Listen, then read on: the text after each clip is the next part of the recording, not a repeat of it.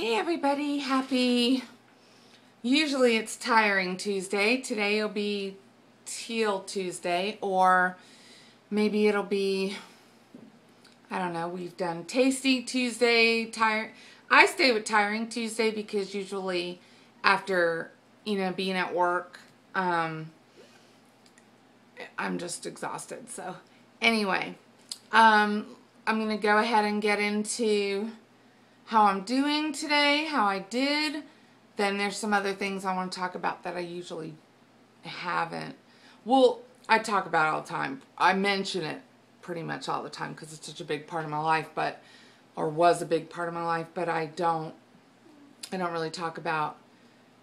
Anyway, let me just stop blabbing and get on with it. I did fantastic today. So far today I've walked 50 minutes, walk and jog. I actually jogged in my hallways of my office, the corporate office. So yeah, nobody was there. I went, no one's there, and I started jogging. So I can't believe I'm jogging. I can't believe that I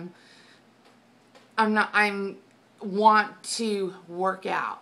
I want to exercise. Seriously? What's the matter, Bug? My oldest girl is crying. What's the matter, Bug? What's the matter, Bug? What? I'm not helping you right now. I'm filming. Okay. So, food-wise, I did really good. You guys can follow me on MyFitnessPal. My name on there is Christina1567. So, you guys can follow me. I log every day. So, pretty much every day. When I was in Tennessee, I didn't log for a day and a half or something like that. But I was just really, really busy. Dinner tonight is I'm boiling some eggs, and I'm making tuna fish. My husband and I are both having tuna fish, and I'm having mine on a bed of lettuce with half a European cucumber and some cut up carrots, and make it like a salad.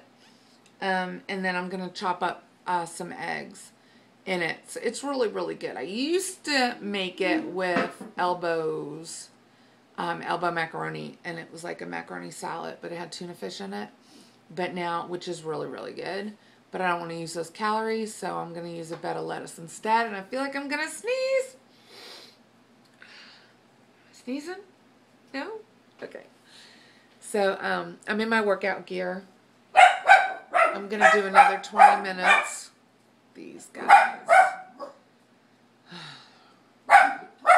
Okay, that's enough. Go lay down. Who's out there? Nobody. Oh my goodness. Oh, we could talk about another tea thing. Tigger, my cat, that was named Jazzy. That before Jazzy was Tigger. Okay, it was a girl when we left for Tennessee. And when he came home, he had surprises. So he's a boy. He's back to being Tigger. This poor cat's not going to know what his name is. Maybe I should just name him TJ or JT or something, and Jazzy Tigger, or Tigger Jazz or something. I don't know. Maybe Tigger Jazz. That's kind of cute. But I called my son because he took care of my animals when I was gone. And I called him. I said, "What did you do to my cat?" He's like, "What, Mama? I didn't do anything." I said, "Really? You sure?" He goes, "Yeah." I said, "Okay, pumpkin," because she was a she when we left for Tennessee, and when we got back, she was a he. So now I have a boy. Yeah. So I called and made an appointment for him, Tigger, to get neutered. So he'll be getting neutered October 8th. So that's another tea. And the last thing I want to talk about is, you guys know, I know that you know, that I had ovarian cancer. I was diagnosed 3 weeks after Joe and I got married. I kept gaining weight in my stomach, and I was getting so pissed because I hadn't changed anything. And everybody kept saying, "Oh, it's because you're married and you're getting happy." And I thought, after 3 weeks, I mean, I literally could not button anything. It was crazy. But I thought, I'm going to go ahead because I started having some intestinal problems. So I said, I'm going to go ahead and go to go get set up for a colonoscopy because my mom's cancer was so bad. They just thought that I should have all the, the precancerous tests done, just to kind of be proactive about it. And when I went in there and he felt my abdomen, he said, you have a very large mass. So right away, I mean, it was boop, boop. I rushed right over. He rushed me right from there to get a CT with contrast. I got that done. And it showed that I had a tumor, benign tumor, that was very, very large. I mean, they called it something else. And it said no detection of lesions. So when I got home, I Googled lesions, and that meant that lesions is a form of cancer, a name for cancer. So I'm like, oh, well, cool. It showed I didn't have cancer, so of course I didn't have cancer. So I went to the GYN the next morning, my GYN, who I see yearly, faithfully, and she examined, she goes, oh my gosh, she goes, this thing is huge. She said they did all the tumor markers on me, a CA-125, all of that, and mine showed a 20, 35 being normal, in the normal range. Right now I go and my CA-125 is a 5 or below, and that is the lowest you can go on a CA-125 reading. Right now, there's no early detection for ovarian cancer. You've got to know your body. It mimics other things. It mimics you having kidney problems, getting fat, gastrointestinal problems.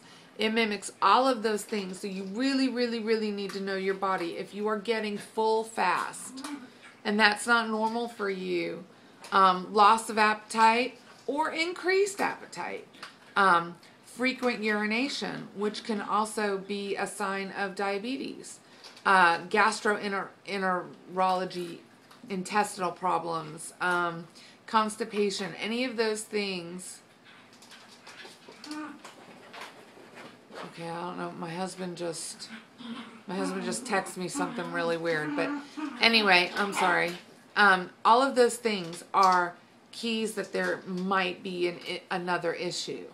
And usually, I'm getting off on a tangent, I know, but with October coming around, it is breast cancer awareness. Everything is pink, and there's so many survivors that you see with breast cancer, which is fantastic. I am so happy that they are surviving.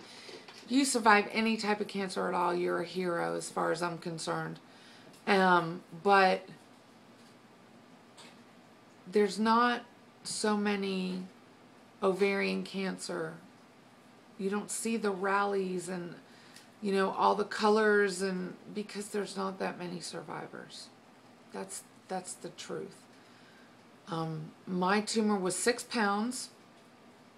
It was encapsulated on one ovary, and I had a ring of benign fluid around it, which is why my tumor markers indicated that it was a benign tumor and it wasn't malignant.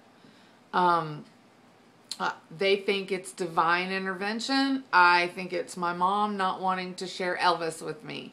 She passed away the year before I was diagnosed with the same cancer. So I think it was her just telling me, yeah, I'm not ready to share Elvis with you yet, sugar. You need to stay down here. So, because nobody's ever seen it. My tumor is at Moffitt right now. My lab work, every time I go, I still have to, I'm graduated now. For 2 years, I went every 3 months. And then from February to now, I go every 6 months. And then hopefully I'll graduate to once a year. I'm hoping. But the point of this whole thing is that y'all need to know your bodies. September is Ovarian Cancer Awareness Month. Nobody ever, hardly ever knows it because, you know, everything is about pink, and pink, teal needs to be the new pink. You got to know your body, and you've got to know what's going on with you. I am in the 87% range of living past 5 years having ovarian cancer.